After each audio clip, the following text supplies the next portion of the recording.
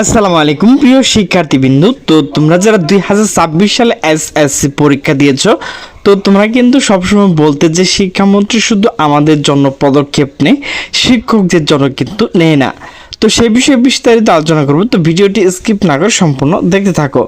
তো নোটিশে বলা হয়েছে এসএসসি 300 জায়গায় 700 খাতা নিয়ে সুকোজ খেলেন শিক্ষক। তো নোটিশটি প্রকাশ করা হয়েছে 1 জুন 2026 দুপুর 2টা 44 মিনিটে। তো নোটিশে বলা হয়েছে 2026 সালে এসএসসি পরীক্ষা বাংলা দ্বিতীয় পত্র বিষয় অনৈতিকভাবে নির্ধারিত সংখ্যার চেয়ে বেশি খাতা গ্রহণ করা এক শিক্ষককে কারণ দর্শানো নোটিশ সুকোজ দিয়েছে ঢাকা মাধ্যমিক ও উচ্চ মাধ্যমিক শিক্ষা বোর্ড। সোমবার 1 জুন বোর্ডের পরীক্ষা নিয়ন্ত্রক প্রফেসর জেসমিন তাসলিমা ভানু স্বাক্ষরিত এক বিজ্ঞপ্তিতে এই তথ্য জানানো হয়েছে।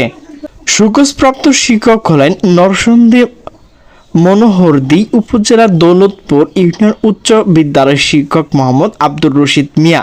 তিনি এসএসসি পরীক্ষা বাংলা দ্বিতীয় পত্র বিষয় কোড 102 পরীক্ষা হিসেবে দায়িত্ব পালন করেন। তার পরীক্ষার কোড হচ্ছে 2460।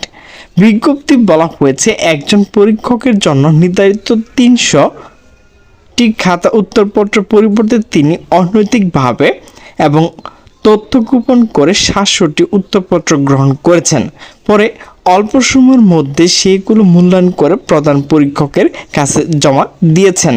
এতে আরও বলা হয় বোর্ড নিয়ম নীতি বহির্ভূত কাজের জন্য তার বিরুদ্ধে কোনো বিভাগীয় শাস্তিমূলক ব্যবস্থা গ্রহণ করবে না।